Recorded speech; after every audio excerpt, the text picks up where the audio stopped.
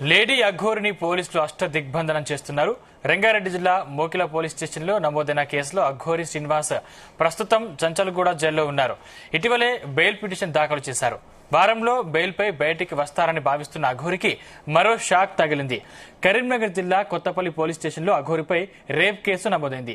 రాధిక అనే మహిళ ఇచ్చిన ఫిర్యాదుతో అఘోరి శ్రీనివాస్ పై రేప్ కేసు నమోదు చేశారు పోలీసులు.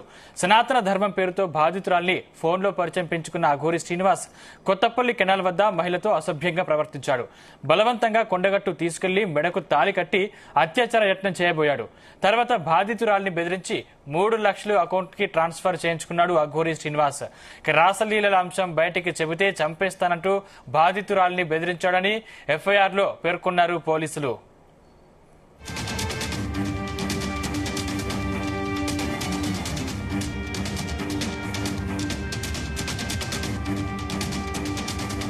ఇదే అంశానికి సంబంధించిన మరింత సమాచారం మా క్రైమ్ బ్యూరో చీఫ్ రవితేజ అందిస్తారు. రవితేజ, అఘోరి శ్రీనివాస్ కి చెందినటువంటి బండారం ఒక్కటొక్కటిగా వెలుగులోకి వస్తా ఉన్నాయి.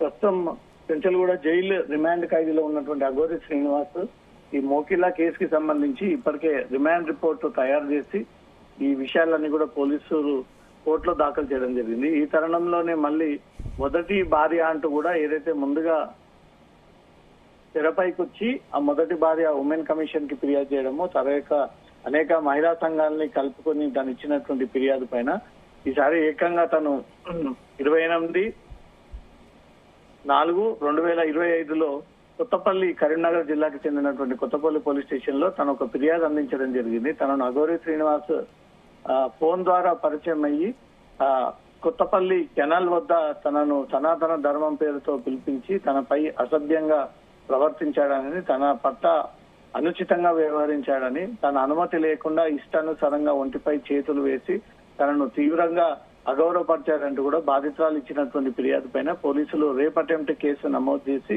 ఈ కేసుని దర్యాప్తు చేపడతా ఉన్నారు. బాధితురాలు ఇచ్చినటువంటి ఫిర్యాదు పైన sections 64 class 1, 87, 318 class 4, 351 class 2 BNS act ప్రకారంగా బాధితురాలు ఇచ్చినటువంటి ఫిర్యాదు పైన పోలీసులు కేసు నమోదు చేశారు. ఇదే బాధితురాలు ఉమెన్ కమిషన్ చైర్పర్సన్ ని కూడా కలిసి తనపై జరిగినటువంటి ఈ అఘాయిత్య యత్నానికి సంబంధించిన వివరాలు కూడా ఉమెన్ కమిషన్ కి అందజేయడం జరిగింది.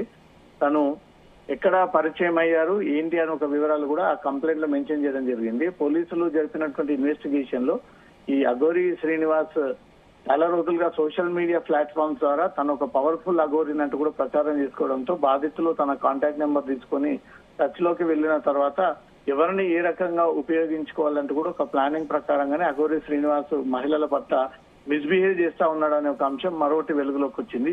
ఈ బాధితురాలు సనాతన ధర్మం పేరుతో ఈ అఘోరి శ్రీనివాస్ ఎల్ఆర్ఈ శ్రీనివాస్ తనను ఫోన్ ద్వారా కాంటాక్ట్ అయ్యి అనంతరం తను ఏ ప్రాంతానికి చెందినటువంటి వాడంటూ కూడా వివరాలన్నీ వివరించి శ్రీనివాస్ కంప్లైంట్ అని కలవడానికి హనుమాన్ టెంపుల్ సమీపంలో దేశరాజ్పల్లి విలేజ్ లో తనను ఈ ధర్మం పేరుతో పిలిపించాడు. అక్కడికి చేరుకున్నటువంటి వెంటనే కొత్తపల్లి కెనాల్ సమీపానికి నన్ను తీసుకెళ్లి నా పట్ల మిస్బిహేవ్ చేసి నా అనుమతి లేకుండా నా ఒంటిపై చేతులు వేసి ప్రైవేట్ పార్ట్స్ ని ఇష్టానుసారంగా అతను కట్ చేసేటువంటి ప్రయత్నం చేశాడు. అనంతరం అక్కడి నుంచి తను ఈ విషయాన్ని బయట ఎక్కడా చెప్పకూడదు, ఈ రాసలీల అంశం బయటకు చెప్తే మాత్రం నిన్ను చంపేయాల్సి వస్తుంది అంటూ కూడా ఈ రకంగా తను బెదిరించి తనను బలవంతంగా అక్కడి నుంచి కొండగట్టు ప్రాంతానికి తీసుకెళ్లి అక్కడ తన కారులో పెళ్లి చేసుకునేటువంటి ప్రయత్నం చేసి తనపై అత్యాచార యత్నానికి పాల్పడే ప్రయత్నం చేశాడు. తర్వాత బాధితురాలని బెదిరించి అఘోరి శ్రీనివాస్ 3 లక్షల రూపాయలు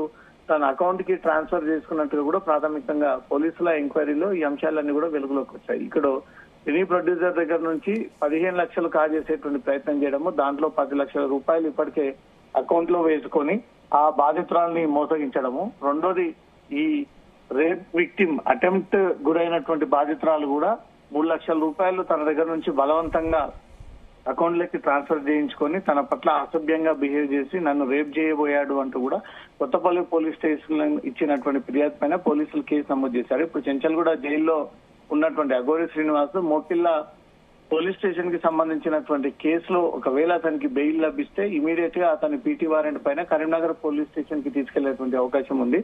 తెలుగు రాష్ట్రాల్లో అఘోరి శ్రీనివాస్ పైన అనేక కేసులు నమోదై ఉన్నాయి కాబట్టి ధర్మాసనానికి ఇటు బాధితులంతా కూడా కోర్టుకి ఒకటే అంశాన్ని విన్నపించుకున్నారు.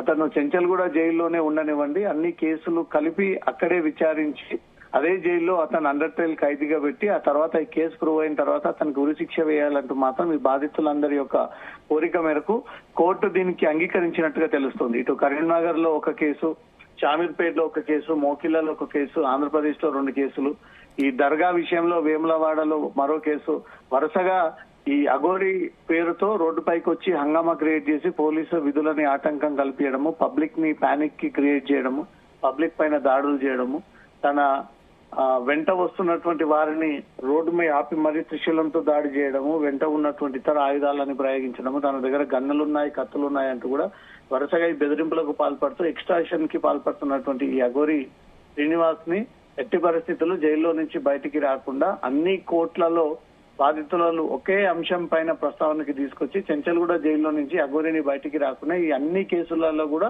అక్కడే అతను శిక్ష అనుభవించే విధంగానే వ్యవహరించండి అంటూ కూడా ధర్మాసనం దృష్టికి బాధితులంతా కూడా తీసుకెళ్లడంతో కోర్టు దీనికి అంగీకరించినట్టుగా తెలుస్తుంది.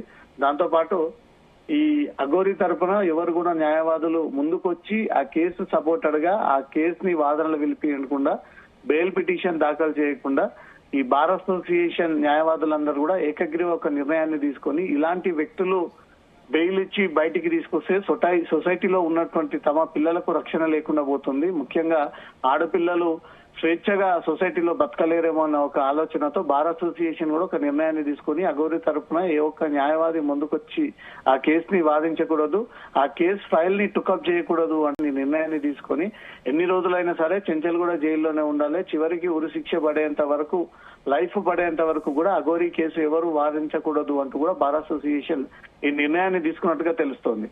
ఒకవేళ మోకిల్లా పోలీస్ స్టేషన్ కేసుకు సంబంధించి కోర్టు ఇప్పటికే ఒక అడ్వకేట్ ని అపాయింట్మెంట్ చేసి అడ్వకేట్ ద్వారా ఈ కేసు విచారణ జరిపిస్తా ఉంది. అడ్వకేట్ ఈ మోకిల్లా కేసుకు సంబంధించి బెదిరింపుల కేసులో బెయిల్ లభించినట్టయితే తిరిగి వేరే వేరే కేసులలో కూడా పీటీ వారెంట్ పైన వివిధ పోలీస్ స్టేషన్స్ కి తీసుకెళ్లి విచారించి మళ్లీ చెంచల్గూడ జైలుకి తరలించేటువంటి అవకాశాలు ఉన్నాయి. అన్ని వైపుల నుంచి కూడా అఘోరి శ్రీనివాస్ ని బయటికి రానివ్వకుండా మాత్రం బాధితులంతా కూడా ఒక్కసారిగా బయటకు వచ్చి వారికి జరిగినటువంటి అన్యాయాన్ని అంతా కూడా ఆధారాలతో సహా పోలీసులకు ఆ ఎవిడెన్స్ అంతా కూడా ప్రొడ్యూస్ చేయడంతో పోలీసులు వాటన్నిటిని పరిశీలించి చీటింగ్ కేసు ఒక దగ్గర, బెదిరింపుల కేసు మరో దగ్గర, ఇప్పుడు ఏకంగా హత్యాయత్నం కేసు పోలీసులు నమోదు చేసి ఇంకా మిగతా కేసులో పెండింగ్ లో ఉన్నటువంటి వాటిపై కూడా జైల్లో నుంచి పీటీ వారెంట్ పైన అదుపులోకి తీసుకొని దానిపైన వివరణ తీసుకొని మళ్ళీ జైలుకి పంపించేటువంటి అవకాశాలు కనబడుతోంది. సందీప్, రవితేజ్, అంటే మోకిలాకు సంబంధించిన కేసులో బెయిల్ పిటిషన్ దాఖలు చేశారంటే దాంట్లో బెయిల్ వచ్చే అవకాశం ఉందా? మోకిల్లా పోలీస్ స్టేషన్ లో నమోదైనటువంటి కేసు గ్రౌండ్స్ విషయానికి వస్తే డబ్బులు తీసుకొని మోసగించడం ఒక్కటితో పాటు ఆర్మ్స్ యాక్ట్ పోలీసులు కేసు నమోదు చేయడం జరిగింది. ఉజ్జయిని తీసుకెళ్లి బాధితురాల్ని డబ్బులు ఇవ్వకపోతే ఈ కత్తులు, గన్లు చూపించి ఈ డబ్బులు ఇవ్వకపోతే నిన్ను చంపిస్తాను, నీపై ఈ పూజలన్నీ కూడా విఫలయత్నం చేస్తాను, మిమ్మల్ని రోడ్డు మీద తీసుకొస్తానని బెదిరించడంతో బాధితురాలు కేవలం బెదిరింపులపైనే ఇచ్చినటువంటి ఫిర్యాదు పైన కేసు నమోదైంది.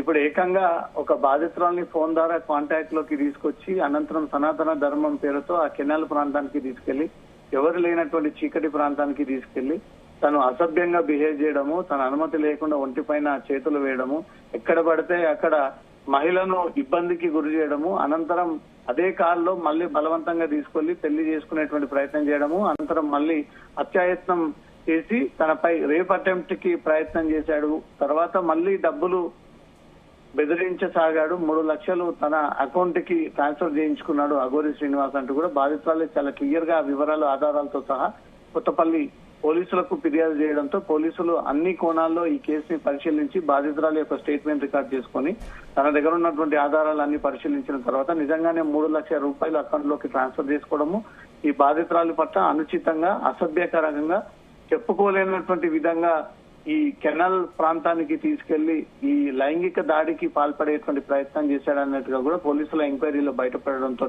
అఘోరి శ్రీనివాస్ పైన అటెంప్ట్ మర్డర్, దాంతో పాటు అటెంప్ట్ రేప్ కేసు నమోదు చేసినట్టుగా తెలుస్తోంది. ఈ రెండు కూడా చాలా సీరియస్ కేసు. ఈ కొత్త న్యాయ వ్యవస్థ, కొత్త చట్టాన్ని కేంద్ర ప్రభుత్వం అమల్లోకి తీసుకొచ్చిన తర్వాత మహిళల పట్ల ఎవరైతే అనుచితంగా, అసభ్యకరంగా మాలిస్ట్రేషన్ కి పాల్పడతారో వాళ్ళపైన కఠిన చర్యలు ఉండబోతా ఉన్నాయంటూ కూడా గతంలోనే ఈ సెక్షన్స్ అన్నిటిని కూడా కొన్ని సవరణ చేస్తూ కొత్త న్యాయ వ్యవస్థని అమల్లోకి తీసుకొచ్చి ఈ సెక్షన్స్ ఇప్పుడు అఘోరి శ్రీనివాస్ పైన నమోదు చేసి ఉన్నాయి కాబట్టి ఇవన్నీ 10 ఏళ్లకు పైగా ఉన్నటువంటి సెక్షన్స్ లో హత్యాయత్నం ప్రయత్నం చేయడము, రేప్ అటెంప్ట్ ప్రయత్నం చేయడము, బలవంతంగా ఎక్స్టార్షన్ చేసి ఆ డబ్బులు వేరే అకౌంట్ లోకి తరలించుకోవడము, తనకి ఇష్టం లేకపోయినా తను I-20 కార్ లో ఎక్కించుకొని కొండగట్టు ప్రాంతానికి తీసుకుని పెళ్లి చేసుకున్నానంటూ కూడా మెడకు ఒక తాడు కట్టి తను భార్య అంటూ తనే క్లెయిమ్ చేసుకొని తనపై తను శోభనం చేసుకుంటానన్నట్టు కూడా ఆ బాధితురాలకి నమ్మించి దాంతో ఈ అసభ్యంగా బిహేవ్ చేశాడు అన్నట్టు కూడా బాధితురాలు ఈ విషయాన్ని కూడా కంప్లైంట్ రూపంలో పొందుపరచడంతో పోలీసులు అన్ని వైపుల నుంచి పరిశీలించి అఘోరి శ్రీనివాస్ పైన అటెంప్ట్ రేప్ కేసుతో పాటు అటెంప్ట్ మర్డర్ కేసు, ఎక్స్టార్షన్ కేసులు నమోదు చేయడం జరిగింది. Right, thank you Raviteja.